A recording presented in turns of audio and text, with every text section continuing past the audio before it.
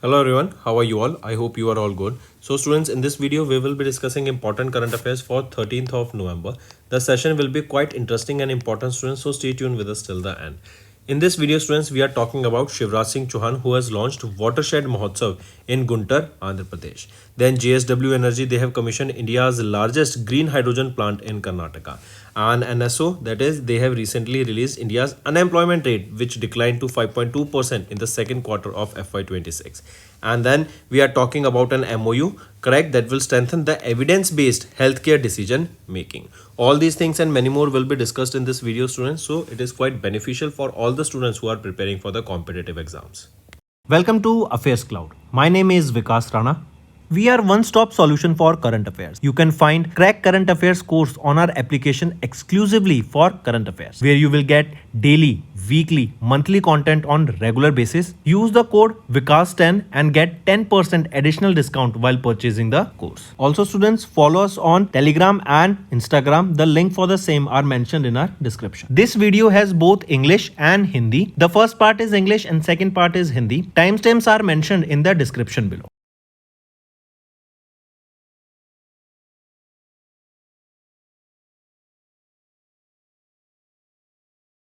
Let's start with national affairs, students. First is Ministry of Fisheries, Animal Husbandry and Dairying. They have notified the rules for sustainable harnessing of the fisheries in the EEZ, that is your exclusive economic zone, right? Sustainable harnessing means, say for example, this is an area, this is your exclusive economic zone, and for example there are certain fishermen, they are continuously fishing in a particular area, right? So what will happen is the population of that particular fish in this area will be declining, because again and again the fishermen are continuously fishing in a same spot for a very long time, right? Because the population will be reducing, correct? And if the population of certain species decline in a certain area, it automatically affects the ecosystem there, right? So which is not good for the environment. So to sustainably or to do sustainable fishing, these new rules have been notified, correct? This will create a framework for sustainable fishing and unlock India's maritime potential, right? Take a note of this.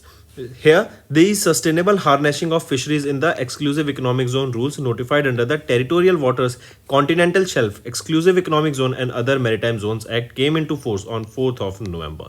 These rules, they will boost seafood export, empower local fishing communities, focus on Andaman and Nicobar and Lakshadweep Islands, which together account for 49% of India's exclusive economic zone. Here sustainable practices will be followed, right? Such as harmful fishing method that includes your light emitting diode light fishing, that is LED light fishing, pair trawling, bull trawling are prohibited here, right? Take a note of this. So the objective here is to empower the fishermen, cooperatives, FPOs, promote sustainable deep sea fishing and enhance the seafood exports. And these guidelines released by whom? Ministry of Fishery, Animal Husbandry and Dairying, and they came into effect from when? From 4th of November.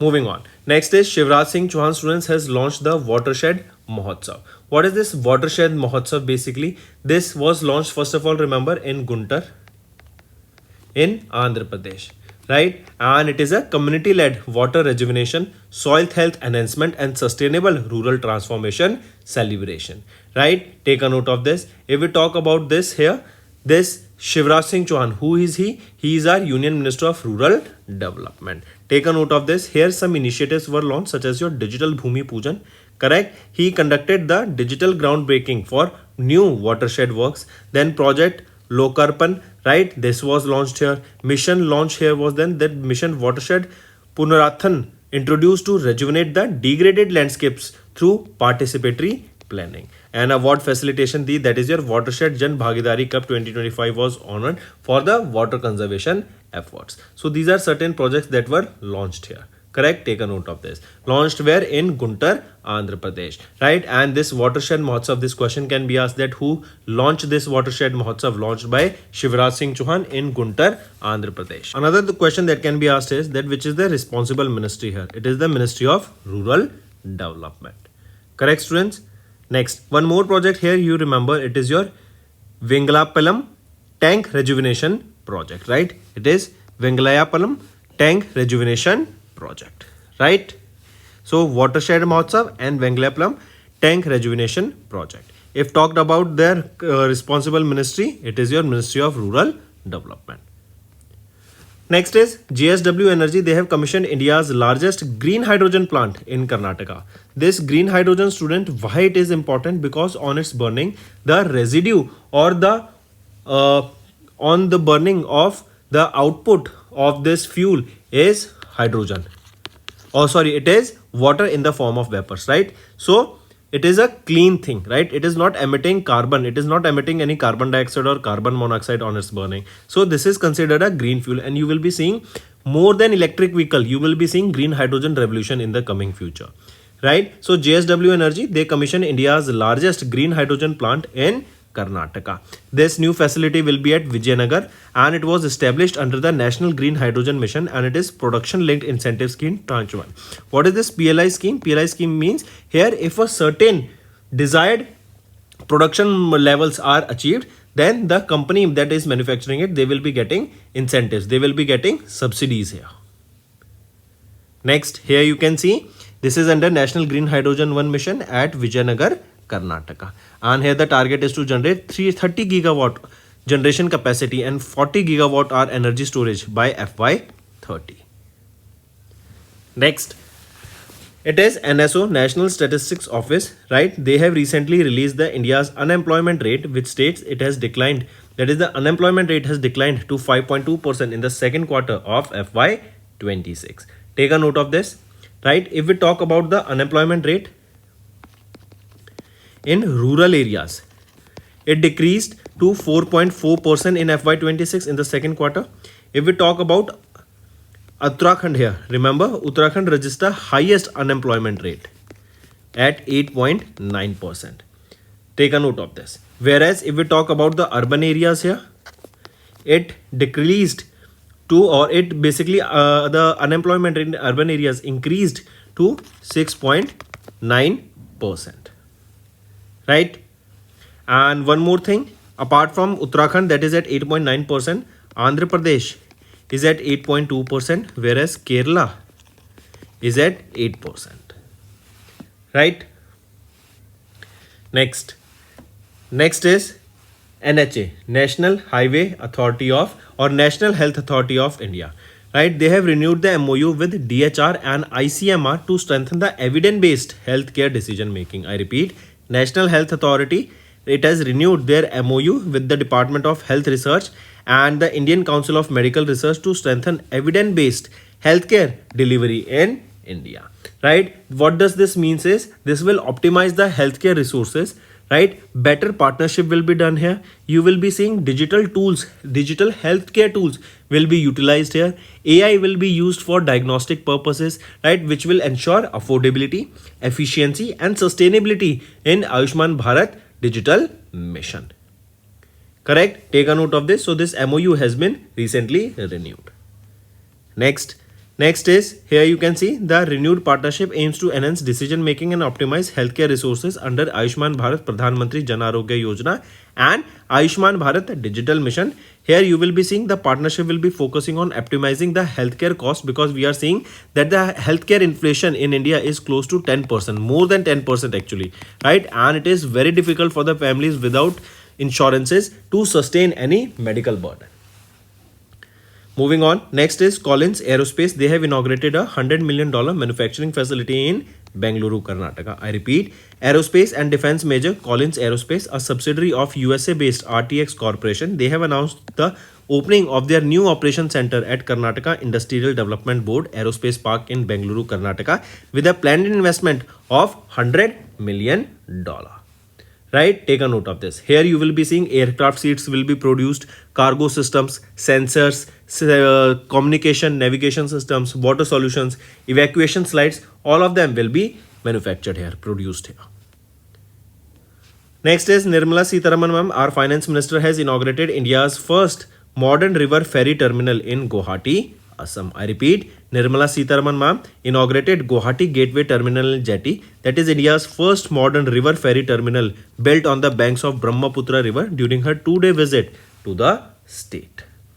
Right? The new terminal was constructed by Assam Inland Waterway Transport Development Society at a cost of 304 0.95 crore rupees. Take a note of this. And it is built on which river? It is Brahmaputra. This is an important question. So it can be asked that India's first modern river ferry terminal is built on which river? It is built on Brahmaputra river.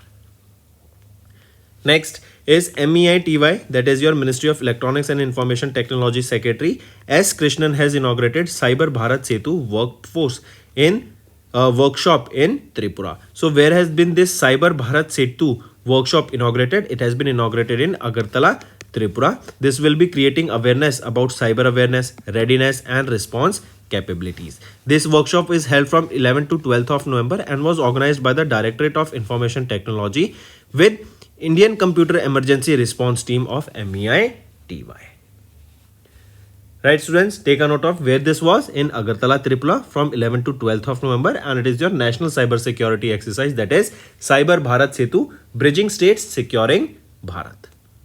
Next is Union Minister Manohar Lal Khattar has inaugurated India's first MWH scale VFRB at NTPC Netra. So multiple terms here, let's go by one. First, what is your MHW? MHW is your megawatt per hour, right? Megawatt per hour. VFRB is your vanadium redox flow battery system. It is a kind of a battery system, right? At NTPC is your National Thermal Power Corporation, and Netra, right? Netra is your NTPC Energy Technology Research Alliance. That is the research and development arm of NTPC, correct? So Manohar Lal Khattar has inaugurated India's first 3 megawatt per hour scale vanadium energy technology research alliance at NTPC Netra. Correct? Take a note of this. And this is a significant milestone in India's advancement towards long duration energy storage solutions, because we are seeing, students, nowadays that energy storage systems are quite important. Why? Because we are seeing the rise of electric vehicles, be it two-wheelers or three-wheelers or four-wheelers, right? We are seeing that solar energy is coming into play. So we need to store electricity, right? And for that we need heavy batteries, heavy storage system, big storage systems, right? And for that we need to do research and development and come up with better system. So this is one such system where you will be seeing this will be a energy storage system that will be enhancing the renewable energy integration and grid resilience. Next is international affairs, students.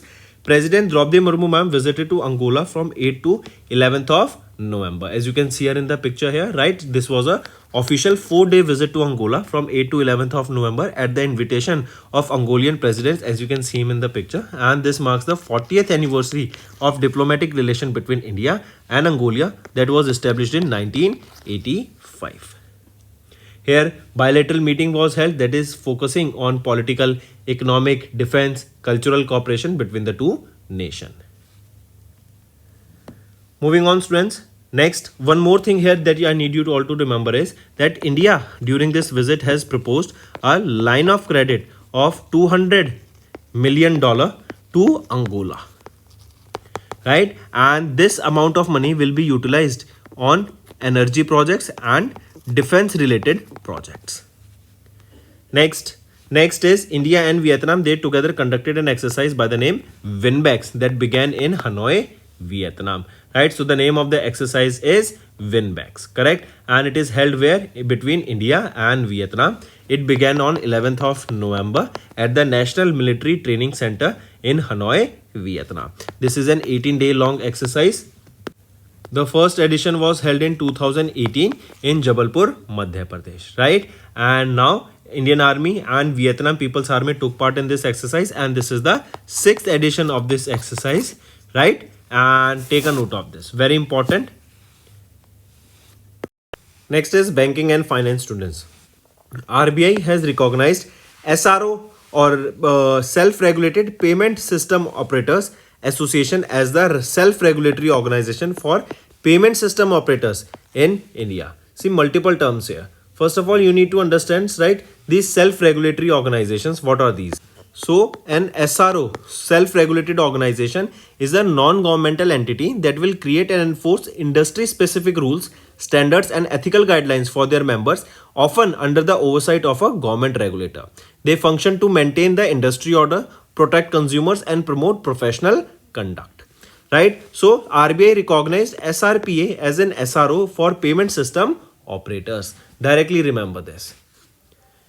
Next is economy and business. Indigo, they have signed a code share pact with China Southern Airlines. I repeat, Indigo, the airline business of Interglobe Aviation Limited, has signed this MOU with China Southern Airlines to establish a code share partnership and a mutual cooperation agreement to regulate approvals. Right, currently Indigo maintains code share agreement with 12 airlines, and now it is with China Southern Airline. A code share agreement, basically it is a marketing agreement in which two airlines sell tickets on each other's flight, sharing network access.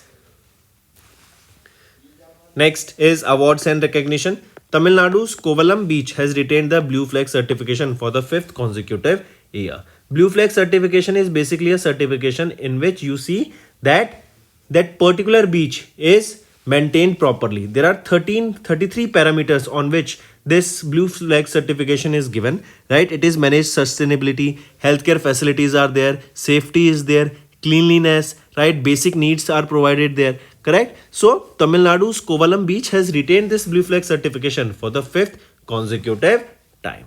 Take a note of this, students. Also remember, based on the latest recognition, the state government of Tamil Nadu has selected 10 other beaches across the state for global certification. Correct? First, this Blue Flag certification was awarded in September 2021. It is awarded by FEE of Denmark, and there are 33 parameters on which it is conducted. Next is appointment and resignation. Sailesh Chandra became the first Indian to head the global auto body OICA. What is this OICA? OICA is your Organization International. They constructor automobiles, right? And here remember, Sailesh Chandra became the first Indian to head this global auto body. He succeeded whom? He succeeded Jean Bozella. Next is Egypt's Khalid Al Ani, as you can see him in the picture, elected as the 12th Director General of UNESCO. This is important question, students. Who is the new Director General of UNESCO? Who will be succeeding Audrey Azoulay of France? So here you can see Khalid Al Ani of Egypt elected as the new Director General of UNESCO. His term will be of 4 years. This is also an important question, students, that what is the term, right? For how long the Director General is appointed? For 4 years, and this is the 12th Director General of UNESCO. Next is, students, Vivek Singla appointed as the Managing Director and Chief Executive Officer of PXIL, that is Power Exchange India Limited, that is India's first institutionally promoted power exchange, right? It appointed Vivek Singla as their new Managing Director and Chief Executive Officer starting 10th of November. He will succeed Satyajit Ganguly. Next is science and tech, students. ISRO successfully conducted the key parachute test for Gaganyaan. This is a test, for example, if there is any happening, right? So in case of safety also, for deploying some luggage or goods from the space, these parachutes will be very handy. They are very strong, right? They are very reliable. And this Gaganyaan mission, it is India's maiden human spaceflight mission. This was conducted by ISRO. Where this was conducted? In Jhansi, UP. Right? The test name was IM-80. IM-80 stands for Integrated Main Parachute Airdrop Test, right? And this is crucial for Gaganyaan crew module. Aircraft that was used here for testing it was IL-76. Next is important day, students. National Education Day observed on 11th of November, and this day is observed basically to raise awareness about education, and also it is observed on the birth anniversary of Dr. Maulana Abdul Kalam Azad. He was the first education minister of independent India. This year it was 137th birth anniversary of Maulana Abdul Kalam Azad, right? And on his birthday we observe this. First time this day was observed in 2008. Also remember, Maulana Abdul Kalam Azad was honored with Bharat Ratna, that is India's highest civilian award, in 1992.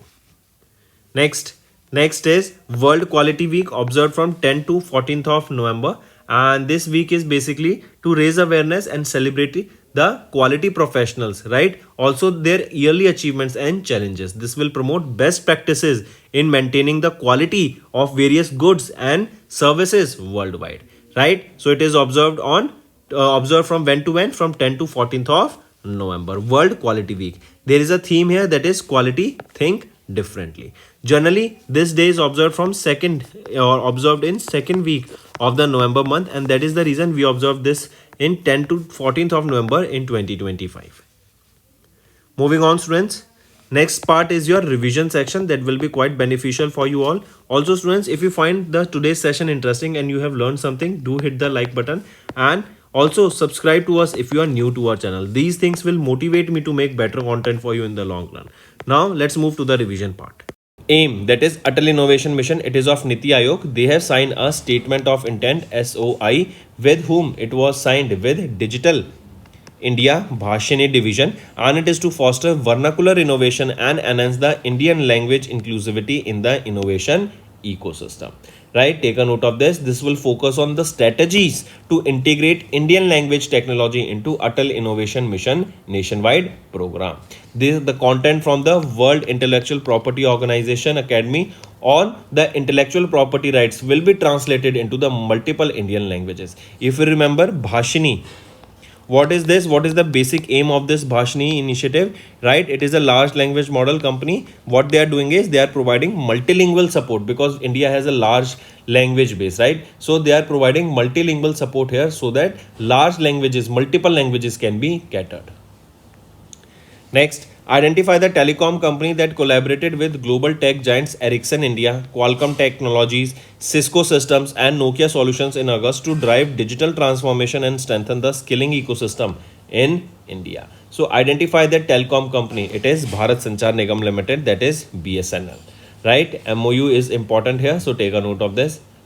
Next, in August, Dash has signed a memorandum of understanding with Zepto. What is Zepto doing? Zepto is a food delivery platform, right? So they have launched Zepto Nova, that is an innovation challenge, the aim of which is to support the startups at the early stage in the manufacturing sector, right? So what they are doing is, we can say that Zepto is helping the manufacturing sectors to grow. They are helping the early stage startups in the manufacturing sector to grow. So which is that ministry or which is that organization? It is your Department of Industry and Internal Trade, DPIIT. They have partnered with Zepto here and they have launched an innovative challenge, that is Zepto Nova, where they will be helping the small startups, early stage startups in the manufacturing sector.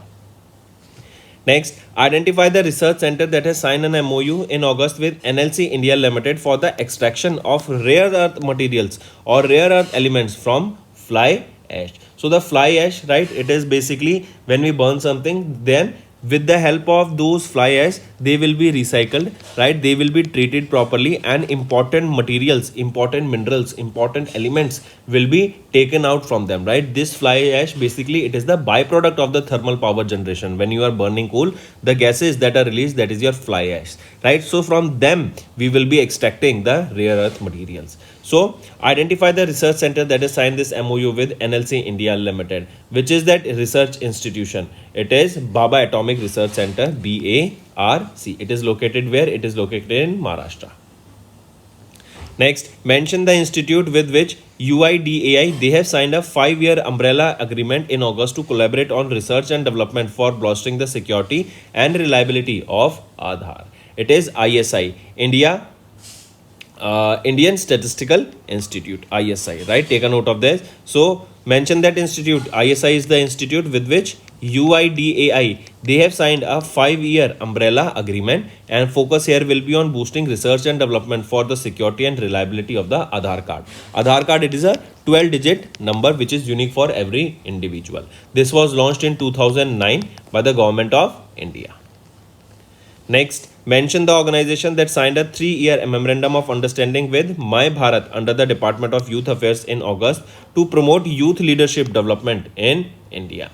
It is School of Ultimate Leadership Foundation, that is SOUL. So My Bharat under the Department of Youth Affairs, they have signed this 3 memorandum of understanding with the School Ultimate Leadership Foundation, SOUL, right? And it is to advance youth leadership across India, promote youth leaders across India.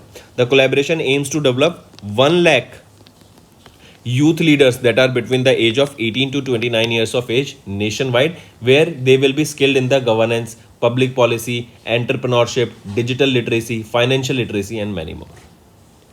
Next, which of the following institute has collaborated with Birbal Sahani Institute of Paleo Sciences in August to establish a unified platform for showcasing India's scientific and cultural development? So which of the following institute collaborated here? It is Indira Gandhi National Center for Arts. They have collaborated with Birbal Sahni Institute of Paleosciences. Next is in August, National Health Authority under the Ministry of Health and Family Welfare, they have collaborated with the Center for the Development of Advanced Computing, that is CDAC, to launch e-Shushrut @clinic, a lightweight cloud-based hospital management information system for OP, that is your outpatient clinics, right? And this system will represent a crucial expansion of the Ayushman Bharat Digital Mission. This Ayushman Bharat Digital Mission was launched in September 2021, and it is basically to create a digital health ecosystem in India. Moving on, identify the institute that has signed a licensing agreement worth 1 crore rupees with Indraka Quantum Technologies Private Limited to transfer India's first indigenously developed silicon photonics based high-speed quantum random number generator technology to industry for commercial deployment. So identify that institute. It is IIT Madras, right? And this agreement, it is expected to play a very important role in bolstering India's quantum innovation ecosystem. Next, mention the paramilitary forces that have signed this MOU with IIT Manipur in August to promote drone technology for defense and security. It is Assam Rifles. Take a note of this. This MOU will enhance technical and operational readiness of the personnel, particularly in the areas such as surveillance, reconnaissance, and logistic supports in challenging the terrains. Next, identify that Indian institute that in collaboration with FedEx has launched FedEx Smart Center at their campus in August to develop AI driven logistics solutions, right? So which is that IIT? It is IIT Madras. Option 1 is right here. The first of its kind facility will be supported by a 5-year contract, and here $5 million will be utilized here, correct? And this $5 million, if we talk about it, this is close to 44 crore rupees. It will be given by FedEx. Next, which American satellite internet provider collaborated with UIDAI to enable Aadhaar-based customer verification? It is Starlink satellite. Important question. We have done this multiple times, students. Next, on 21st of August, Department of Empowerment of Persons with Disability, they have partnered with whom? They have partnered with Nipman Foundation, and this was basically for young leaders, right? And to launch, or they have also partnered with what is the aim of this launching, right? This was to promote Banking Barriers Fellowship, right? This Banking Barrier Fellowship, this is a program that has been designed to place young professionals across various Department of Persons with Disability offices to strengthen policy that will be helping the persons with disabilities, their rights, right? They will be provided with better facilities and how we can make their life easier. This will be the main focus of this particular thing. Next question is, mention that organization that signed a 5-year business-to-business agreement with Brahmaputra Valley Fertilizer Corporation Limited at Siliguri, West Bengal to supply essential fertilizers. It is National Seed Center of Bhutan. Important, this will be a business-to-business agreement, correct? And what will be the purpose here? This will guarantee the timely and uninterrupted access of the agriculture inputs, right? This will support the Bhutan's food security and agriculture productivity goals. So means in Bhutan, regular supply of fertilizer goods will be provided that will ensure that there is no lack or there is no less supply of agriculture food there. Next, identify the telecom company that has signed this MOU with the Dow division of the Indian Army in August to enhance digital and mobile connectivity in the forward areas of the Dibang Valley and Anja districts of Arunachal Pradesh. So identify the telecom company. It is Bharti Airtel, and it will also support the Digital India initiative that will enhance the security by enhancing seamless communication between the security forces in the forward area.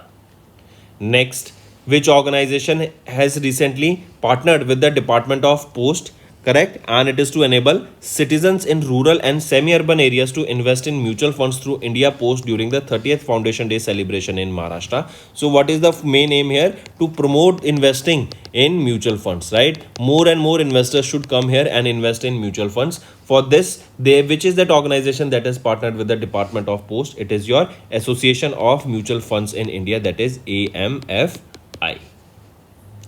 Next, identify the Central Armed Police Force with which Rashtriya Raksha University has signed an MOU in August to foster cooperation in training, research and academic development related to the national security. It is Shastra Seema Bal, right? SSB.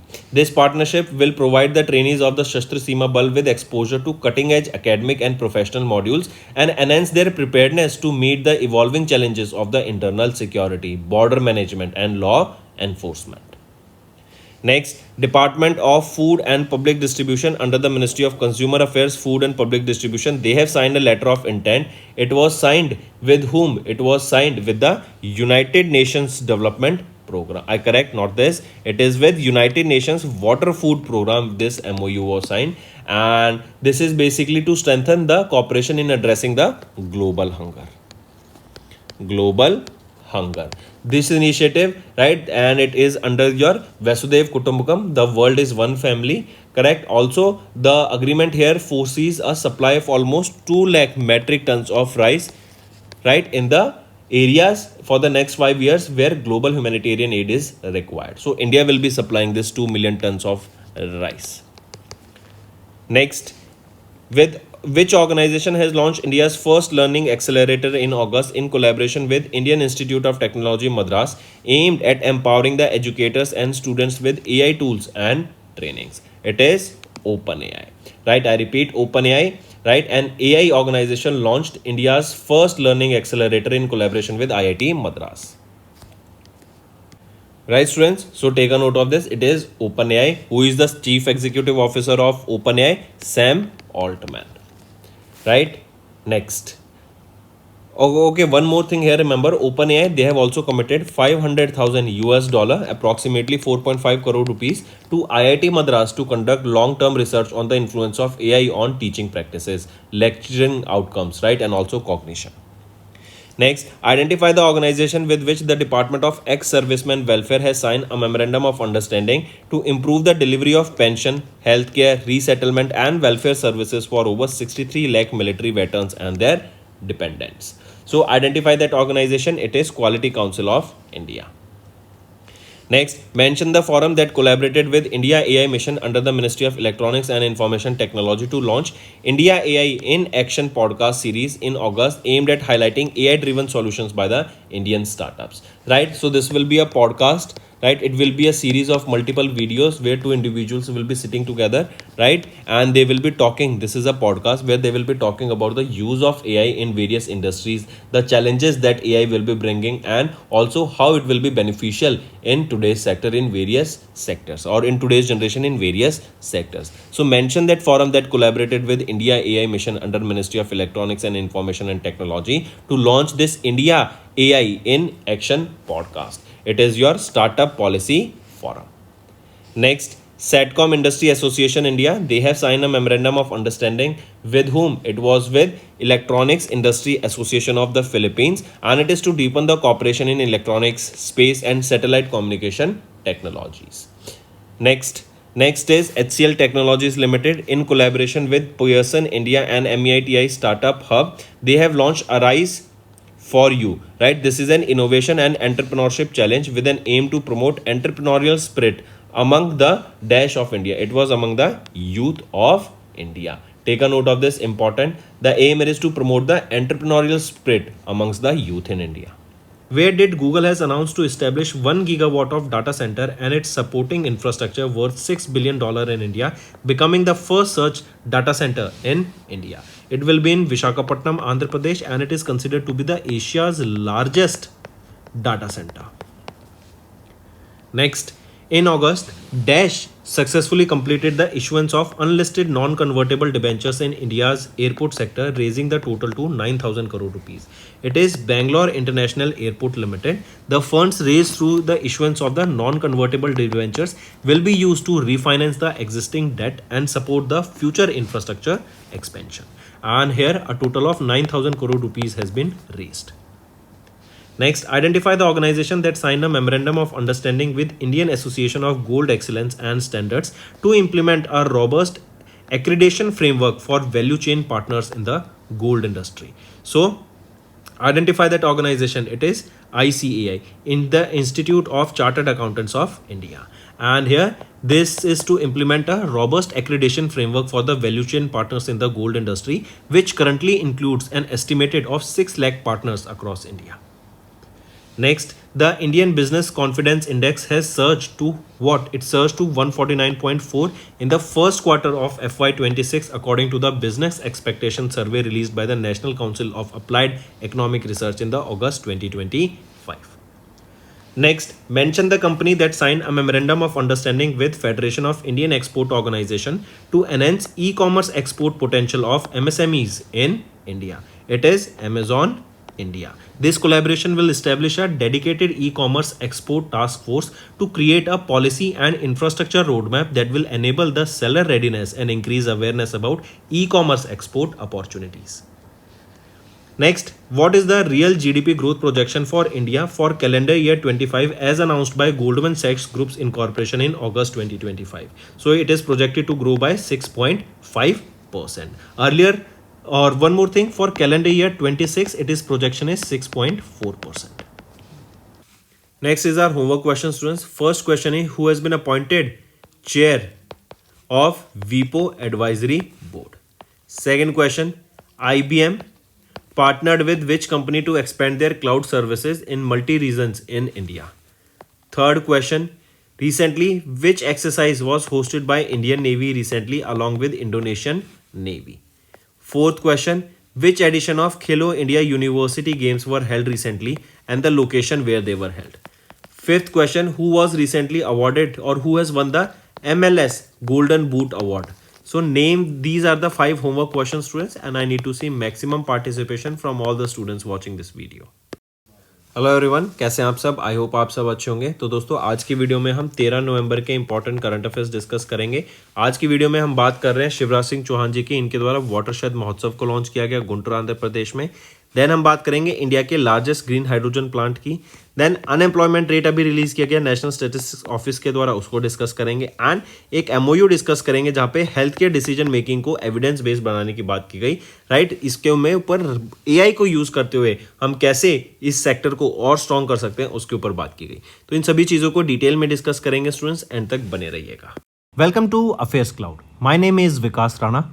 We are one-stop solution for current affairs. You can find Crack Current Affairs course on our application exclusively for current affairs, where you will get daily, weekly, monthly content on regular basis. Use the code Vikas10 and get 10% additional discount while purchasing the course. Also, students, follow us on Telegram and Instagram. The link for the same are mentioned in our description. This video has both English and Hindi. The first part is English and second part is Hindi. Timestamps are mentioned in the description below.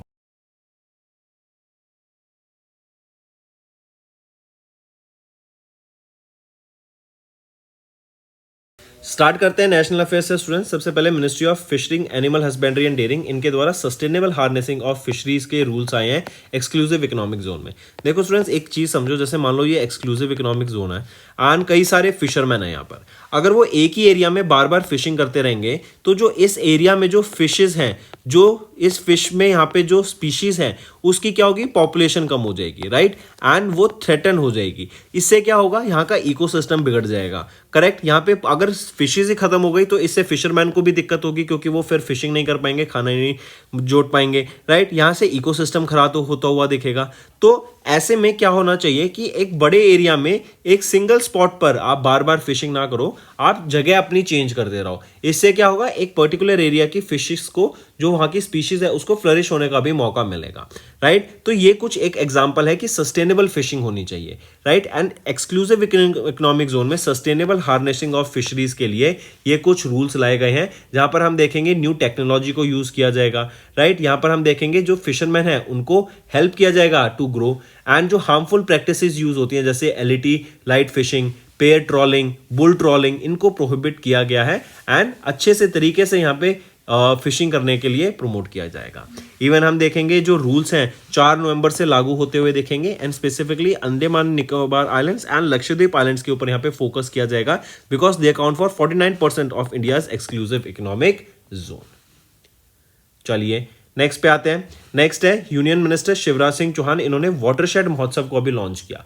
ये watershed महोत्सव है क्या, basically ये community lead water rejuvenation, soil health enhancement and sustainable rural transformation, मतलब water को हम अच्छे से कंजर्वेशन कर सकें, राइट, सस्टेनेबली यूज कर सकें, सॉइल हेल्थ को हम प्रमोट कर सकें, क्योंकि अगर सॉइल अच्छी होगी तो फार्मिंग अच्छी होगी, उपज अच्छी होगी, फार्मर्स को बेनिफिट मिलेगा, एंड इन दोनों से हमें सस्टेनेबली इन दोनों चीजों को ग्रो करना है, राइट। इनको सस्टेनेबली यहाँ पर हमें मेंटेन करना है। ऑल्सो रूरल ट्रांसफॉर्मेशन के ऊपर यहाँ पे बात की गई, राइट, इस वाटरशेड महोत्सव में। ये कहाँ पर हुआ, वाटरशेड महोत्सव कहाँ लॉन्च किया गया, गुंटर में, गुंटर आंध्र प्रदेश में, राइट। ये एक नेशनल सेलिब्रेशन है जो कि community lead water rejuvenation, soil health enhancement and sustainable rural transformation का एक सेलिब्रेशन रहेगा। यहीं पे याद रखेंगे एक इनिशिएटिव, 2-3 चीजें याद रखेंगे। वेंगलयापलम टैंक रेजुविनेशन प्रोजेक्ट लॉन्च किया गया, 1.2 करोड़ की लागत से इसको लॉन्च किया गया, एंड वाटरशेड महोत्सव, ये दोनों के लिए कौन सी रिस्पॉन्सिबल मिनिस्ट्री रहेगी, मिनिस्ट्री ऑफ रूरल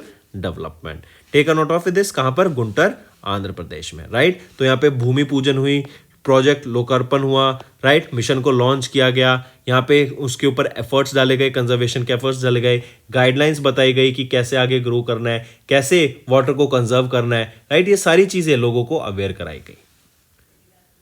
नेक्स्ट आ जाते हैं स्टूडेंट्स, जेएसडब्ल्यू एनर्जी, इन्होंने कमीशन किया इंडिया का largest green hydrogen plant Karnataka में। कर्नाटका में कहां पर, विजयनगर, कर्नाटका में कमीशन किया गया है इंडिया का लार्जेस्ट ग्रीन हाइड्रोजन प्लांट। देखो ग्रीन हाइड्रोजन को जब हम बर्न करते हैं ना, तो वाटर निकलता है in the form of vapour, जो कि एक इन्वायरमेंट फ्रेंडली है, राइट। ये पॉल्यूशन क्रिएट नहीं करता। लेकिन ऑन द अदर हैंड हम देखें तो जो हमारी नॉर्मल व्हीकल्स हैं, जब हम उसमें डीजल, पेट्रोल यूज करते हैं तो क्या रिलीज होता है, carbon dioxide, carbon monoxide, right, ये रिलीज होती हैं जो कि हार्मफुल है हमारे एनवायरनमेंट के लिए। तो इसको क्लीन फ्यूल माना गया है। And students mark my words, आप फ्यूचर में देखेंगे इलेक्ट्रिक व्हीकल से बड़ा रेवोल्यूशन होने वाला है, ग्रीन हाइड्रोजन का रेवोल्यूशन, राइट। तो अभी जेएसडब्ल्यू एनर्जी ने इंडिया का largest green hydrogen manufacturing plant setup किया है, कहां पर, विजयनगर, कर्नाटका में। एंड इवन ये प्रोडक्शन लिंक्ड इंसेंटिव स्कीम के अंडर आता है, मतलब अगर ये डिजायर्ड प्रोडक्शन को अचीव करते हैं तो इनको इंसेंटिव भी मिलेगा सरकार की तरफ से। यहाँ पे टारगेट है कि 5 मिलियन टन ऑफ हाइड्रोजन को हम हर साल ग्रो कर सकें और प्रोड्यूस कर सकें बाय 2030।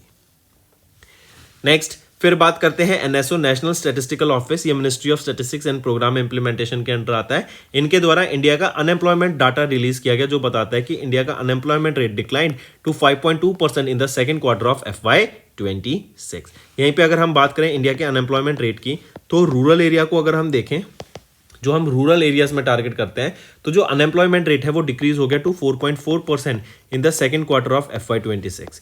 वहीं पे अगर मैं अर्बन एरियाज की बात करूं तो जो अनएम्प्लॉयमेंट रेट है वो बढ़ गया टू 8.9%, सॉरी 6.9%। अगर सबसे ज्यादा अनएम्प्लॉयमेंट रेट देखें तो उत्तराखंड में हमें सबसे ज्यादा अनएम्प्लॉयमेंट रेट देखने को मिलता है 8.9% का, राइट। एंड एक और डाटा याद रखेंगे, अगर हम सेक्टर वाइज देखें तो एग्रीकल्चर सेक्टर सबसे ज्यादा एम्प्लॉयमेंट प्रोवाइड करा रहा है 42.4% की। नेक्स्ट आ जाते हैं एनएचए, नेशनल हेल्थ अथॉरिटी, इन्होंने रिन्यू किया MoU with DHR and ICMR, ताकि evidence based health care decision making को स्ट्रेंथन किया जा सके, राइट। तो ये नेशनल हेल्थ अथॉरिटी, राइट, इनके द्वारा बेसिकली एमओयू को रिन्यू करा गया है, जिससे क्या होगा, हम हेल्थ केयर सेक्टर में, राइट, जो डिसीजन मेकिंग है वो फास्टर होती हुई दिखेगी। यहाँ पर हम देखेंगे एआई का यूज होता हुआ दिखेगा, क्योंकि एआई से अब हम डाटा को और बेटर तरीके से डायग्नोज कर सकते हैं, कोई भी डिजीज है और बेटर तरीके से डायग्नोज कर सकते हैं। जो इलेक्ट्रॉनिक हेल्थ रिकॉर्ड्स है हम उनको स्टडी करके उसके ऊपर रिसर्च करके एआई और बेटर यहाँ पे डायग्नोस ला सकता है। इससे होगा क्या, अफोर्डेबिलिटी आएगी। अफोर्डेबिलिटी आएगी, एफिशिएंसी बेटर होती हुई दिखेगी एंड सस्टेनेबिलिटी आएगी, राइट। एंड इससे आयुष्मान भारत डिजिटल मिशन भी ग्रो होता हुआ दिखेगा क्योंकि जो सारे हेल्थ रिकॉर्ड्स हैं वो डिजिटाइज हैं। अगर आप कुछ इसको कनेक्ट करेंगे स्टूडेंट्स, तो कुछ टाइम पहले ये Ayushman Bharat digital mission launch किया गया था कि सभी रिकॉर्ड्स को डिजिटाइज किया जा सके। उसका रीजन ही यही था कि अगर सब सारा डाटा हमारे सारे रिकॉर्ड्स डिजिटाइज होंगे तो एआई जब आएगा, एआई उसको स्टडी कर सकता है एंड उसके ऊपर लार्ज लैंग्वेज मॉडल बनाकर हम उसको बेटर ट्रेन कर सकते हैं एंड बेटर आउटकम उससे जनरेट कर सकते हैं। नेक्स्ट पे आते हैं। नेक्स्ट है कॉलिंस एरोस्पेस। इन्होंने इनॉग्रेट किया $100 मिलियन की मैन्युफैक्चरिंग फैसिलिटी बेंगलुरु कर्नाटका में, करेक्ट। तो कॉलिन एरोस्पेस के द्वारा ये की गई है। कॉलिन एरोस्पेस ये बेसिकली एक सब्सिडरी है यूएसए बेस्ड आरटीएक्स कॉर्पोरेशन की। $100 मिलियन की ये इन्वेस्टमेंट रहेगी बेंगलुरु कर्नाटका में। यहाँ पे एयरक्राफ्ट की seats, cargo systems, sensors, navigation systems, communication systems, evacuation slides, ये सब यहाँ पे बनाया जाएगा। फिर आ जाते हैं students, union minister Nirmala Sitharaman ma'am, इन्होंने इनॉग्रेट किया इंडिया का पहला मॉडर्न रिवर फेरी टर्मिनल गुवाहाटी असम में। ये ब्रह्मपुत्रा रिवर पे रहेगा। ये इंपॉर्टेंट क्वेश्चन आ जाता है कि किस रिवर पे रहेगा इंडिया का पहला मॉडर्न रिवर फेरी टर्मिनल, तो ये ब्रह्मपुत्रा रिवर पे रहेगा, right. Guwahati gateway terminal and jetty, correct. India का पहला मॉडर्न रिवर फेरी टर्मिनल 304.95 करोड़ की लागत से इसको बनाया जाएगा। एंड कौन बना रहा है इसको, किसके द्वारा डेवलप किया जा रहा है, AIWTDS के द्वारा। नेक्स्ट आते हैं MEITY सेक्रेटरी S कृष्णन, इन्होंने इनॉग्रेट किया साइबर भारत सेतु, जो कि एक वर्कशॉप है त्रिपुरा में, राइट। साइबर भारत सेतु ब्रिजिंग स्टेट्स सिक्योरिंग भारत, इससे साइबर सिक्योरिटी अवेयरनेस बढ़ेगी, राइट। हैक्स के ऊपर जो इतने सारे हैक्स हमें देखने मिलते हैं, साइबर थ्रेट्स देखने को मिलते हैं, उनको कम किया जाएगा। पहले से हम उसके लिए प्रिपेयर रह सकेंगे, राइट। जो रिस्पॉन्स कैपेबिलिटीज है वो स्ट्रांग होती हुई दिखेगी, राइट। तो ये अगरतला में इसको लॉन्च किया गया। 2 डे नेशनल साइबर सिक्योरिटी ये एक्सरसाइज थी, राइट। 11 से 12 नवंबर तक हुई। किसके द्वारा ऑर्गेनाइज कराई गई, directorate of information and technology in collaboration with Indian computer emergency response team of MEITY के द्वारा। मूविंग ऑन, फिर आ जाते हैं यूनियन मिनिस्टर मनोहर लाल खट्टर जी ने इनॉग्रेट किया इंडिया का पहला MWH। ये MWH क्या है, megawatt per hour, 3 megawatt per hour scale VFRB vanadium redox flow battery system को, ये 3 मेगावाट आवर कैपेसिटी का रहेगा। ये बेसिकली क्या है, ये एक एनर्जी स्टोरेज सिस्टम है। एंड एनर्जी स्टोरेज क्यों इंपॉर्टेंट है स्टूडेंट्स, हम देख रहे हैं आज के टाइम पे रिन्यूएबल एनर्जी के ऊपर बहुत बात की जा रही है। तो रिन्यूएबल एनर्जी को हम जनरेट करके स्टोर भी तो हमें करनी पड़ेगी, राइट, क्योंकि विंड एनर्जी है, राइट। हम उसको डायरेक्टली जनरेट होती रहेगी, मान लो अगर हवा नहीं चल रही तो उस टाइम पे डायरेक्ट कैसे सप्लाई देंगे। तो इसलिए जब भी वो एनर्जी जनरेट हो रही है हमें उसे स्टोर करना पड़ेगा, ताकि एट द टाइम मान लो हवा नहीं चल रही है तो टर्बाइंस, विंड टर्बाइंस कैसे इलेक्ट्रिसिटी जनरेट करेंगी, तो उस टाइम पे ये हम स्टोरेज एनर्जी से प्रोवाइड करा सकते हैं। सोलर एनर्जी, मान लो धूप नहीं निकली हुई तो डायरेक्ट इलेक्ट्रिसिटी कैसे पहुंचेगी अगर धूप ही नहीं है, तो उसके लिए हमें जो जब धूप निकली हुई है उस टाइम पे जो एनर्जी जनरेट हुई उसको स्टोर करना पड़ेगा। इसीलिए हमारे रिन्यूएबल एनर्जी के लिए स्टोरेज सिस्टम काफी इंपॉर्टेंट है, right. And storage, electricity storage के लिए, एनर्जी स्टोरेज के लिए हम देखेंगे आने वाले टाइम में भी काफी सारे इनिशिएटिव आते हुए दिखेंगे। तो मनोहर लाल खट्टर जी के द्वारा इनॉग्रेट किया गया इंडिया का पहला 3 मेगावाट आवर स्केल VFRB को, कहां पे, NTPC नेत्रा में, जो कहां पर रहेगा, ग्रेटर नोएडा यूपी में। नेक्स्ट इंटरनेशनल अफेयर्स पर आते हैं students. President of India Droupadi Murmu ma'am अभी अंगोला की विजिट पे थी, 8 से लेके 11 नवंबर तक ये विजिट पे थी। एंड यहाँ पर this visit marks the 40th anniversary of diplomatic relation between India and Angola। And यहीं पे अगर हम देखें इंडिया के द्वारा एक लाइन ऑफ क्रेडिट खोला गया है अंगोला के लिए। ये लाइन ऑफ क्रेडिट कितने अमाउंट का रहेगा, ये क्वेश्चन आ जाएगा। $200 मिलियन का ये लाइन ऑफ क्रेडिट रहेगा। एंड इस लाइन ऑफ क्रेडिट से होगा क्या, इस लाइन ऑफ क्रेडिट से हम देखेंगे एनर्जी एंड डिफेंस सेक्टर में प्रोजेक्ट्स के ऊपर ये अमाउंट को यूटिलाइज किया जाएगा। मूविंग ऑन, नेक्स्ट पे आते हैं। India and Vietnam military exercise VINBAX हमें देखने को मिली, हनोई वियतनाम में ये अभी एक्सरसाइज हुई, राइट। ये है विनबैक्स एक्सरसाइज, राइट। ये 11 नवंबर को ये एक्सरसाइज स्टार्ट हुई, नेशनल मिलिट्री ट्रेनिंग सेंटर पे हुई in Hanoi Vietnam. Indian army and Vietnam people's army के द्वारा इस एक्सरसाइज को कंडक्ट कराया गया है यहाँ पर, राइट। ये पहला एडिशन जो था इसका ये हुआ था 2018 में, जो जबलपुर मध्य प्रदेश में, और अब ये 6ठा एडिशन है इस एक्सरसाइज का। Moving on students to banking and finance. RBI ने अभी रिकॉग्नाइज किया SRPA, जो कि है self regulated payment system operators association को as the self regulatory organisation. ये होता क्या है SRO, self regulatory organisation basically क्या होती है, ये एक नॉन बेसिकली एक नॉन गवर्नमेंटल एंटिटी होती है जो कि एनफोर्स करती है इंडस्ट्री स्पेसिफिक रूल्स को, स्टैंडर्ड्स को एंड एथिकल गाइडलाइंस को, जिससे क्या होगा जो गवर्नमेंट रेगुलेटर है उसकी तरह का ये काम करेंगे, उसके रूल्स के हिसाब से यहाँ पे काम करेंगे एंड ये इंडस्ट्री ऑर्डर को राइट कंज्यूमर्स को प्रोटेक्ट करने का एंड प्रोफेशनल कंडक्ट को मेंटेन करने का काम करते हैं। करेक्ट। तो अभी SRPA को एज अ SRO यहाँ पे रिकॉग्नाइज किया गया for payment system operators.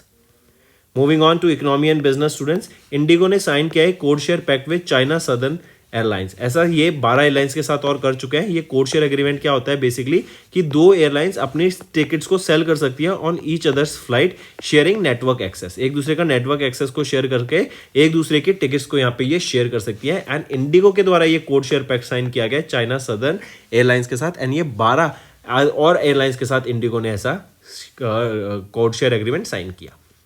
Next आ जाते हैं अवार्ड्स एंड रिकॉग्निशन पे स्टूडेंट्स। तमिलनाडु के कोवलम बीच ने रिटेन किया blue flag certification for the 5th consecutive year. देखो ब्लू फ्लैग सर्टिफिकेशन दिया जाता है किसी भी बीच को कि वहाँ पे अच्छे से काम हो रहा है, वहाँ पे क्लीनलीनेस मेंटेन की जा रही है, सस्टेनेबली उस बीच को मेंटेन रन किया जा रहा है, हेल्थ केयर फैसिलिटीज वहाँ पर हमें देखने को मिलती है, वहाँ पे सेफ्टी है राइट, कूड़ा नहीं है वहाँ पे, क्लीन है वो right, and eco beach model को वो सस्टेन कर रहा है राइट, एंड जो वहाँ पे टूरिस्ट आ रहे हैं, ट्रेवलर्स आ रहे हैं राइट, वो अच्छे से वहाँ पे इंजॉय कर पा रहे हैं। करेक्ट। तो ये ब्लू फ्लैग सर्टिफिकेशन से सम्मानित किया गया इनको for the 5th consecutive time. सितंबर 2021 में पहली बार इनको इस सर्टिफिकेशन से सम्मानित किया गया था। FEE डेनमार्क के द्वारा इस अवार्ड से, इस सर्टिफिकेशन से इनको सम्मानित किया जाता है राइट। एंड याद रखेंगे 33 पैरामीटर्स के ऊपर काम किया जाता है राइट, उनको एनालाइज किया जाता है एंड तब जाके यहाँ पे सम्मानित किया जाता है राइट, ये ब्लू फ्लैग सर्टिफिकेशन। FEE क्या है? Foundation of environmental education. एक और चीज, अभी तमिलनाडु के 10 बीचेस को यहाँ पे सिलेक्ट किया गया right for further declaration. Moving on, appointments and resignation पर आते हैं स्टूडेंट्स। शैलेश चंद्र ये इंडिया के पहले हेड बन गए, पहले इंडियन बन गए to head global auto body OICA। Directly याद रखेंगे ये किनको सक्सीड करेंगे? जॉन बोजेला को ये सक्सीड करेंगे to be the head, first Indian head here. Next पे आते हैं। नेक्स्ट है इजिप्ट के खलीद अल एनी, इनको इलेक्ट किया गया 12वां डायरेक्टर जनरल ऑफ यूनेस्को। ये काफी इंपॉर्टेंट क्वेश्चन रहेगा स्टूडेंट्स। यूनेस्को के नए एंड 12वें डायरेक्टर जनरल कौन अपॉइंट किए गए हैं? वो हैं इजिप्ट के खलीद अल एनी। ये किनको सक्सीड करेंगे? ये सक्सीड करेंगे ऑड्रे ऑजले को ऑफ फ्रांस। मूविंग ऑन, फिर आ जाते हैं स्टूडेंट्स विवेक सिंगला, इनको अपॉइंट किया गया managing director and chief executive officer of PXIL power exchange India limited का। ये सत्यजीत गांगुली को सक्सीड करेंगे। Moving on to science and tech, ISRO ने सक्सेसफुली कंडक्ट किया की parameter test for Gaganyaan. Gaganyaan की बात करें तो ये इंडिया का पहला made in human space flight mission है राइट, एंड जब हम इसको लैंड कराएंगे तो पैराशूट्स की बहुत जरूरत पड़ती है करेक्ट। तो उन पैराशूट्स को टेस्ट करने के लिए ये टेस्ट अभी कंडक्ट कराया गया। इस टेस्ट का नाम था integrated main parachute air drop test. इसको IL-75 एयरक्राफ्ट की मदद से टेस्ट किया गया। कहां पर टेस्ट किया गया? झांसी यूपी में इसको टेस्ट किया गया एंड इसरो के द्वारा इसको टेस्ट किया गया है। ये एयरक्राफ्ट का नाम जरूर मार्क करेंगे। नेक्स्ट आते हैं इंपॉर्टेंट डेज पे। नेशनल एजुकेशन डे 11 नवंबर को ऑब्जर्व करते हैं। ये डे ऑब्जर्व किया जाता है on the birth anniversary of Maulana Abdul Kalam Azad ji right. ये इंडिया के पहले एजुकेशन मिनिस्टर थे एंड इस बार हमने 137वीं बर्थ एनिवर्सरी इनकी ऑब्जर्व करी 2025 में करेक्ट, एंड इसीलिए यहाँ पे हम नेशनल एजुकेशन डे ऑब्जर्व करते हैं 11 नवंबर को। इनको याद रखेंगे भारत रत्न से भी सम्मानित किया जा चुका है जो कि इंडिया का हाईएस्ट सिविलियन अवार्ड है 1992 में। पोस्ट ह्यूमसली इनको सम्मानित किया गया था क्योंकि 1958 में इनका निधन हो गया था। मूविंग ऑन, फिर आ जाते हैं वर्ल्ड क्वालिटी वीक 10 से 14 नवंबर तक ऑब्जर्व करते हैं। वर्ल्ड में जो प्रोडक्ट्स हैं, सर्विसेज हैं, उनकी क्वालिटी मेंटेन करने के लिए across all aspects of life best quality हम प्रोवाइड करा सकें, इसलिए ये वीक ऑब्जर्व किया जाता है। जनरली ये ऑब्जर्व किया जाता है in the second week of November month right, और ये है वर्ल्ड क्वालिटी वीक। इस बार 2025 में 10 से 14 नवंबर के बीच में ये ऑब्जर्व किया गया। यहाँ पे एक थीम याद रखेंगे, क्वालिटी थिंक डिफरेंटली। तो दोस्तों ये थे हमारे आज के इंपॉर्टेंट करंट अफेयर्स। अब आ जाते हैं रिवीजन पार्ट पे जिससे आपकी लर्निंग स्ट्रांग होगी। एक और चीज स्टूडेंट्स, आज का सेशन पसंद आए तो वीडियो को लाइक जरूर करना। एंड मैं चाहता हूँ सभी बच्चे कमेंट कर दें। अभी जो हम आपसे क्वेश्चन पूछेंगे आगे होमवर्क, वो मैं चाहता हूँ मैक्सिमम से मैक्सिमम पार्टिसिपेशन। एंड सब्सक्राइब करना मत भूलना। मैं बहुत सारे बच्चे मैं देख रहा हूँ कि बहुत सारे बच्चे वीडियो देखते हैं लेकिन अभी तक उन्होंने सब्सक्राइब नहीं किया। डेली बेसिस पे वो हमें फॉलो करते हैं, हमारी कंटेंट को वॉच करते हैं लेकिन सब्सक्राइब नहीं कर रखा। तो जल्दी से जल्दी सब्सक्राइब कर दो, इससे मुझे मोटिवेशन मिलेगी ताकि और बेटर कंटेंट मैं आपके लिए ला सकूं। उस एयरलाइन का नाम बताओ with which Indian oil corporation limited इन्होंने एक मेमोरेंडम ऑफ अंडरस्टैंडिंग साइन किया for the supply of sustainable aviation fuel. तो एयर इंडिया के साथ ये अग्रीमेंट साइन हुआ है, राइट। एयर इंडिया ने इंडियन ऑयल कॉर्पोरेशन लिमिटेड के साथ ये अग्रीमेंट साइन किया है, ये एमओयू साइन किया फॉर सस्टेनेबल एविएशन फ्यूल के लिए। नेक्स्ट है किस कंपनी, वो पहली इंडियन कंपनी बन गई फ्रॉम द एनर्जी सेक्टर जिन्होंने ज्वाइन किया रिन्यूएबल एनर्जी 100 इनिशिएटिव को, taking a major step in the clean energy. तो कौन सी कंपनी है, ये है सुजलॉन ग्रुप, राइट। और ये RE100 इनिशिएटिव क्या है, ये है बेसिकली एक प्लेटफॉर्म, एक ग्लोबल प्लेटफॉर्म जो कि वेरियस बिजनेस लीडर्स को साथ लाएगा ताकि रिन्यूएबल इलेक्ट्रिसिटी के ऊपर काम किया जा सके, रिन्यूएबल एनर्जी को प्रमोट करने का काम किया जा सके। Next, according to the report released by which of the following in August, the Indian economy may have recorded a growth rate of around 6.8 to 7% in the first quarter of FY26. तो SBI research के द्वारा ये data release किया गया, right. ये है ERD, economic research division department होता है ये SBI का, उनके द्वारा ये डाटा प्रोजेक्ट किया गया है इन देयर इकोरैप रिपोर्ट। ये भी आ जाता है कि इकोरैप रिपोर्ट किसके द्वारा रिलीज की जाती है, तो SBI के ERD के द्वारा ये रिलीज की जाती है। नेक्स्ट, आइडेंटिफाई दैट कंपनी जिन्होंने एक MOU साइन किया with Japanese company Mitsui OSK lines limited and ट्रेड्सवर्ड्स इनकॉर्पोरेशन ताकि स्ट्रेंथन किया जा सके the corporation in the automobile trade between India and Africa. तो वो कौन सी है, वो है सुजुकी मोटर कॉर्पोरेशन। ये MOU एम करेगा to identify the existing challenges in the automobile trade operations between India and Africa. Next, mention the finance company जिन्होंने सैंक्शन किया एक term loan of 199.7 crore rupees to Surat integrated transport development corporation limited ताकि develop किया जा सके India का पहला international standard multi modal transport hub, कहां पर, सूरत, गुजरात में। तो मेंशन दैट फाइनेंस कंपनी, वो है IRFC, Indian railway finance corporation. And almost 200 crore रुपए यहाँ पे लोन, टर्म लोन सैंक्शन किया गया। Next, to develop what engineers India limited, इन्होंने अभी रिसेंटली एक MOU साइन किया national power corporation of India limited के साथ अगस्त के महीने में। तो भारत स्मॉल मॉड्यूलर रिएक्टर्स, ये स्मॉल आप इसको कह सकते हैं, ये छोटे आपके न्यूक्लियर रिएक्टर्स होंगे, Bharat small modular reactors. And ये इस्टेब्लिश करने की बात की गई, जिससे हम देखेंगे ये EIL ने, इंजीनियर्स इंडिया लिमिटेड ने ये MOU साइन किया है national power corporation of India limited के साथ ताकि इंजीनियरिंग सपोर्ट यहाँ पे प्रोवाइड किया जा सके, राइट। एंड जो भी कंपोनेंट्स होंगे वो यहाँ पे प्रोवाइड कराए जा सके। अभी यूनियन मिनिस्टर अमित शाह जो कि हमारे होम मिनिस्टर हैं, इनके द्वारा इनॉग्रेट किया गया इंडिया का largest and modern sports complex जिसका नाम है वीर सावरकर स्पोर्ट्स कॉम्प्लेक्स, 825 करोड़ की लागत से बनेगा। कहाँ पर, अहमदाबाद, गुजरात में। एंड इसी को हम एक city as the sports city या फिर इंडिया की स्पोर्ट्स कैपिटल बनाने की बात कर रहे हैं। हम देखेंगे कि 2030 के जो अभी हमें गेम्स देखने को मिलेंगे एंड 2036 के 2 गेम्स के लिए यहाँ पे बिड किया गया है। क्या आप 2 मिनट लेके सोच सकते हैं कि कहाँ पे ये गेम्स होंगे और कौन से गेम्स के लिए यहाँ पे बिड किया गया है इंडिया के द्वारा? Take a time, right. तो अगर हम यहाँ पे हम देखें स्टूडेंट्स, तो वीडियो को पॉज कर दो and think about the answer, right. Let's start. तो कहाँ पे 2036 के गेम्स होंगे, ये होंगे समर ओलंपिक गेम्स। एंड 2030 के जो गेम्स हैं ये है कॉमनवेल्थ गेम्स। इन दोनों के लिए बिड किया गया है इंडिया के द्वारा। एंड दोनों कहां पर, अहमदाबाद, गुजरात में होते हुए दिखेंगे। बिड किया गया है, अभी फाइनल नहीं है। Next, according to national statistics office monthly bulletin of periodic labour force survey अगस्त के महीने का जो कि रिलीज किया गया सितंबर में, what was the national unemployment rate for individuals that are aged 15 years and above in August 2025? तो वो है 5.1% का अनएम्प्लॉयमेंट रेट देखने को मिला। फिर आ जाते हैं, करेक्ट स्टेटमेंट बताओ regarding the recent visit of prime minister Narendra Modi to Bihar on 15th of September 2025। Option देखें तो तीनों ऑप्शन सही रहेंगे। इंपॉर्टेंट चीज क्या याद रखेंगे, यहाँ पे अभी इनके द्वारा इनॉग्रेट किया गया interim terminal building at the new civil enclave of the Purnia airport. Next, name the class of the precious metal that India will explore in the northwest of the Indian Ocean under the agreement signed between Ministry of Earth Science and International Seabed Authority सितंबर के महीने में। तो कौन से minerals यहाँ पे मिले, और ये कॉन्ट्रैक्ट जो है ये एग्रीमेंट 5 साल का रहेगा, जहाँ पे पॉलीमेटेलिक सल्फर नोड्यूल्स को एक्सप्लोर करने का काम किया जाएगा इंडियन ओशन में। नेक्स्ट, सितंबर के महीने में DPIIT and ministry of commerce and industry इन्होंने कमेमोरेट की 3rd anniversary of the national logistics policy. By which year does India aim to be among the top 25 countries in the logistics performance index under the national logistics programme. तो यहाँ पर national logistics policy by which year, तो कौन से साल तक, 2030 तक का इंडिया का टारगेट है. Next, how much funding was announced by the call for proposal schemes to support the startup जो कि ग्रीन हाइड्रोजन इनोवेशन के ऊपर काम कर रहे हैं. एंड ये था during the first annual green hydrogen research and development conference के दौरान जो कि सितंबर में हुई थी. यूनियन मिनिस्टर प्रहलाद जोशी के द्वारा इसको इनॉग्रेट किया गया. तो कितनी फंडिंग यहाँ पे एक्सपेक्ट की जा रही है, 100 करोड़ रुपीज तक की फंडिंग एक्सपेक्ट की जा रही है.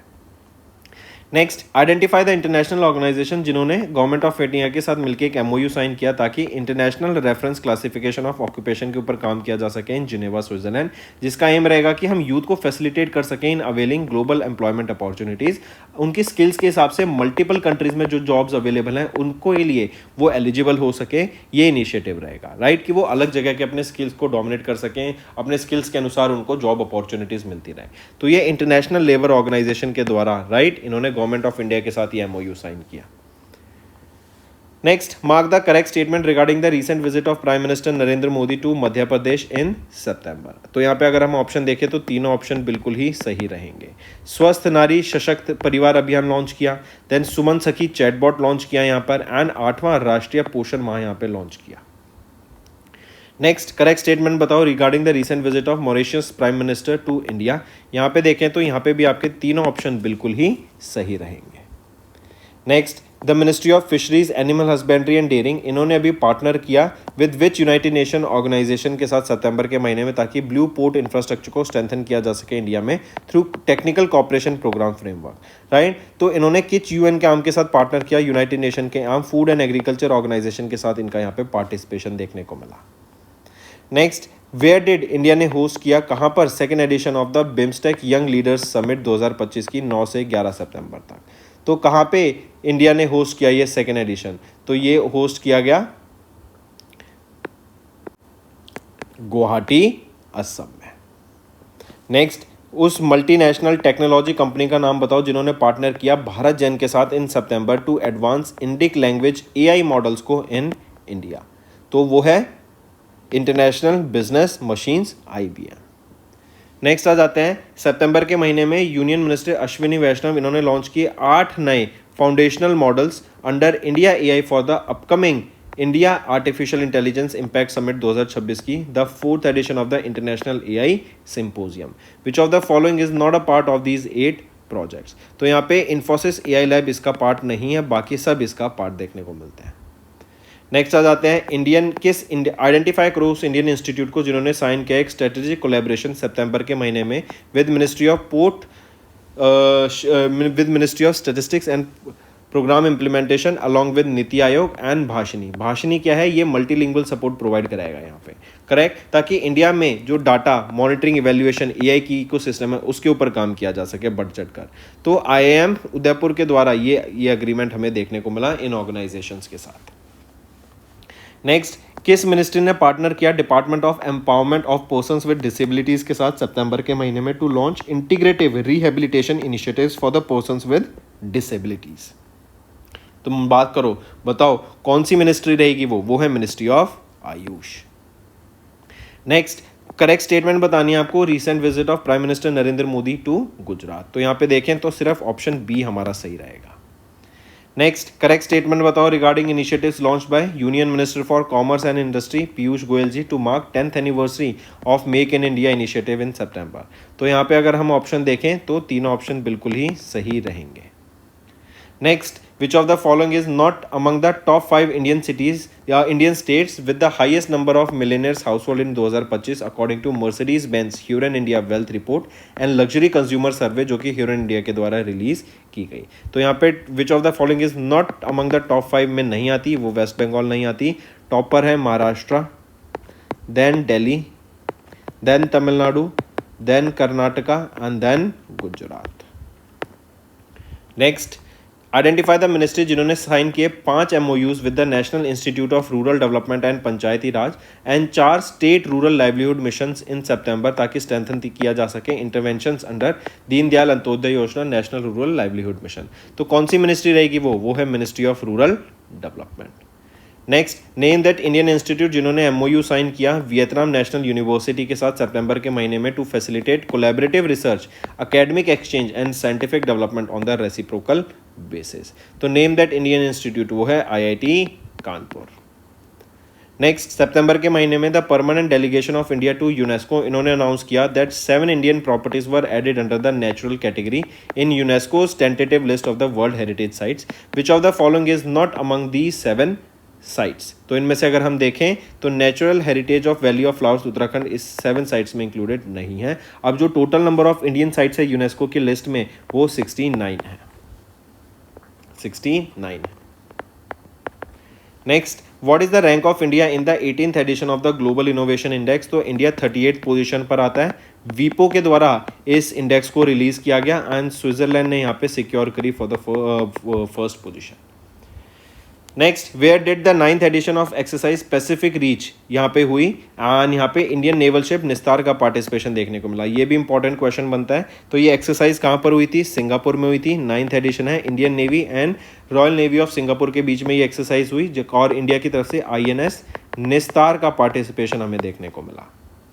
नेक्स्ट, पिक द कंट्री जिसको रिलेक्ट किया गया in September to the council of administrations and the postal operation council of the universal postal union for a period of 4 years 2025 से 2028 के लिए।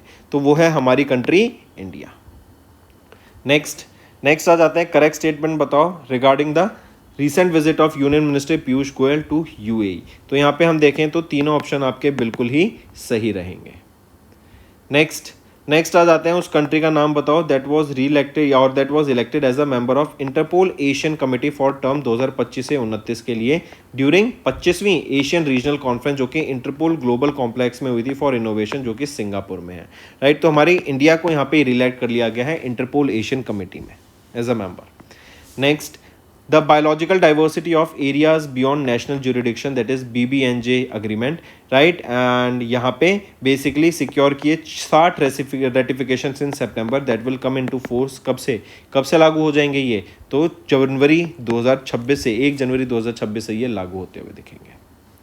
Next, in September, as per RBI's regulation of the payment aggregators directions 2025, non-bank payment aggregators applying for authorization they must have a minimum net worth कितनी? 15 करोड़ की minimum net worth होनी चाहिए at the time of application. Next, RBI ने setup किया एक independent advisory group on regulations to strengthen stakeholder engagement. यहाँ पे ये जो AGR है इसको चेयर किया जाएगा किसके द्वारा? It will be chaired by Rana Ashutosh Kumar Singh.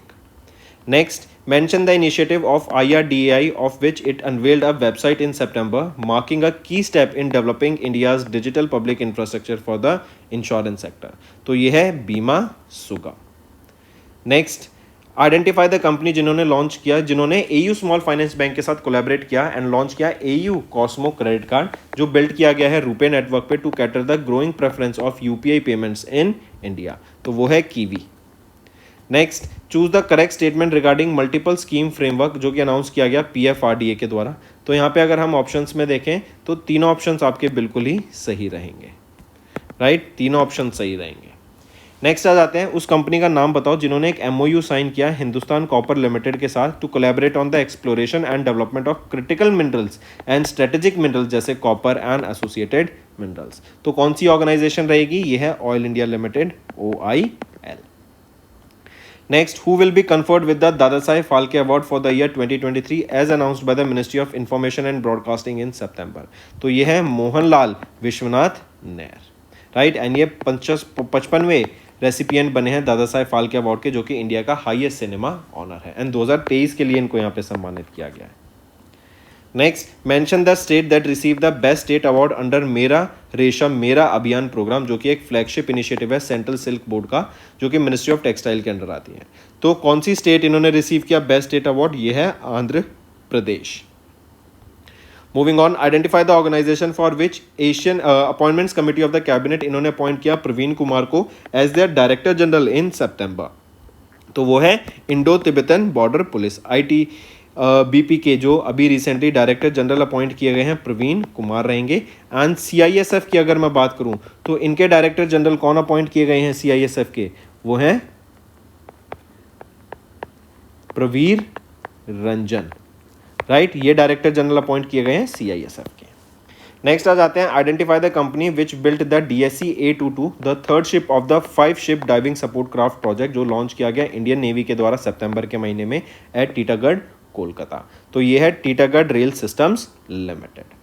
Next है, करेक्ट स्टेटमेंट बताओ regarding the winners of the fight grand Swiss 2025 जो कि समरकंद उज्बेकिस्तान में हुआ। तो यहाँ पे अगर हम ऑप्शंस देखें तो तीनों ऑप्शंस आपके बिल्कुल ही सही रहेंगे। नेक्स्ट, किस कंट्री ने डिफीट किया इंडिया को in the final to win the 11th women's hockey Asia cup held in Hangzhou China in September 2025। तो चाइना ने इंडिया को डिफीट करा एंड चाइना की ये third Asia cup title victory रहेगी। नेक्स्ट, सितंबर के महीने में who became the first Indian high jumper to qualify for the men's high jump final at the 20th edition of the world athletics championship जो कि Tokyo Japan में हुई। And इनका जो हाई जंप था 2.25 मीटर का ये हाई जंप था 20वें एडिशन के दौरान of the world athletic championship, right. यहाँ पे इन्होंने क्वालिफाई किया। ये हैं सर्वेश कुशारे। कौन रहेंगे? Sarvesh Kushare.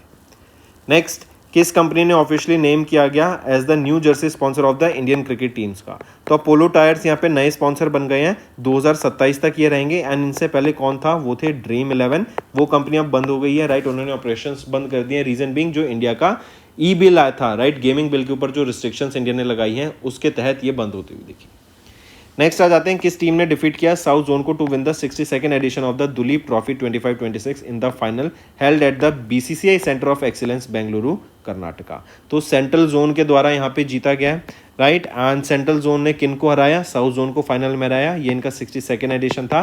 And central zone के द्वारा ये 7वां टाइम है, मतलब 7 टाइम इन्होंने इस ट्रॉफी को यहाँ पे जीता है, दुलीप ट्रॉफी को। Next, who is appointed as the brand ambassador of the archery premier league जो कि अभी अक्टूबर में होगी?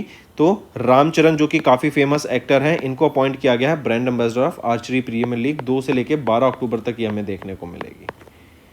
नेक्स्ट आ जाते हैं फिर, identify the correct statement regarding the 73rd edition of the inline speed skating world championship जो कि वर्ल्ड स्केट के द्वारा ऑर्गेनाइज कराया गया चाइना में। तो यहाँ पे अगर हम देखें तो कौन सा ऑप्शन सही रहेंगे? तो तीनों ऑप्शन आपके बिल्कुल ही सही रहेंगे। नेक्स्ट पे आते हैं। नेक्स्ट है, which of the following countries they did not come in the top of the medal tally of the 20वां edition of the world athletics championship जो कि टोक्यो जापान में हुई। तो यहाँ पे अगर हम देखें जो इस मेडल टैली में टॉप पे नहीं है, टॉप 5 में इजराइल नहीं है, टॉप पे थे USA, फिर कीनिया के बाद थर्ड पोजीशन पे Canada, then Netherland and then Botswana. ठीक है। नेक्स्ट, मैक्स वर्स्टैपेन रिप्रेजेंटेड, ये किस टीम को रिप्रेजेंट करते हैं? तो ये रेड बुल को रिप्रेजेंट करते हैं। इन्होंने 8वां edition of Azerbaijan grand prix को जीत लिया जो कि बाकू अजरबैजान में हुआ था। नेक्स्ट आ जाते हैं, हर साल नेशनल इंजीनियर्स डे सेलिब्रेट किया जाता है in India to honour the birth anniversary of Bharat Ratna sir Mokshagundam Visvesvaraya जो रिमेंबर किए जाते हैं इंडिया के पहले इंजीनियर, राइट। तो कब ऑब्जर्व करते हैं नेशनल इंजीनियर्स डे? 15 सितंबर को ऑब्जर्व करते हैं। नेक्स्ट, थीम बताओ international day of preservation of the ozone layer की। ओजोन लेयर को O3 से रिप्रेजेंट करते हैं। एंड तो थीम क्या रहेगी? From science to global action, यहाँ पे इसकी ये थीम रहेगी। नेक्स्ट, हर साल international day of peace observe किया जाता है। कब ऑब्जर्व करते हैं इंटरनेशनल डे ऑफ पीस? 21 सितंबर को हम ऑब्जर्व करते हैं international day of peace. Next, identify the public sector company जिन्होंने रिसीव किया थर्ड GE 404 इंजन को from general electric aerospace for the light compact aircraft Tejas mark 1A। तो Hindustan aeronautics limited, right, HAL के द्वारा रिसीव हुआ ये third GE 404 engine from general electric aerospace. Next आ जाते हैं, किस यूनिवर्सिटी ने कोलैबोरेट किया Indian sign language research and training centre के साथ, ऑर्गेनाइज्ड किया और पर्पल फेस्ट को सितंबर के महीने में to empower the persons with disabilities, right. तो किस यूनिवर्सिटी ने? यहाँ पे MIT यूनिवर्सिटी ऑफ UP ने कोलैबोरेट किया with Indian sign language research and training centre के साथ। मूविंग ऑन, Amazon पे इन्होंने रिन्यू किया long term partnership with dash for India's most adopted credit card. तो इन्होंने Amazon पे ने renew किया अपना long term partnership with ICICI bank and it is for most adopted को branded credit card. Next, Namo Bharat train, ये बन गई India की fastest train by reaching a top speed of 160 kilometre per hour and it operates on which regional rapid transit system, RRTS किस corridor पे ये work करती है, ऑपरेट करती है, यह है दिल्ली टू मेट्रो। नेक्स्ट आ जाते हैं फिर हॉर्नबिल फेस्टिवल। पूछा जा रहा है कि हॉर्नबिल फेस्टिवल किसने जीता, which won the silver banyan award for best cultural music and dance, banyan award right under the week heritage awards 2025 is celebrated in which state. तो हॉर्नबिल को इससे सम्मानित किया गया था under the week heritage award, and ये कहाँ पे सेलिब्रेट किया जाता है, नागालैंड में इसको सेलिब्रेट किया जाता है। नेक्स्ट है उस इंश्योरेंस कंपनी का नाम बताओ जिन्होंने रिसीव किया final observation from SEBI in September for the IPO। तो ये IPO लॉन्च कर रहे हैं, ये है Canara HSBC life insurance company, इनको फाइनल अप्रूवल मिल गया है सेबी से। Next is our homework question students. First question है who has been appointed chair of वीपो advisory board. Second question, IBM partnered with which company to expand their cloud services in multi regions in India? Third question, recently which exercise was hosted by Indian Navy recently along with Indonesian Navy? Fourth question, which edition of Khelo India University Games were held recently and the location where they were held? Fifth question, who was recently awarded or who has won the MLS Golden Boot Award? So name, these are the 5 homework questions students, and I need to see maximum participation from all the students watching this video.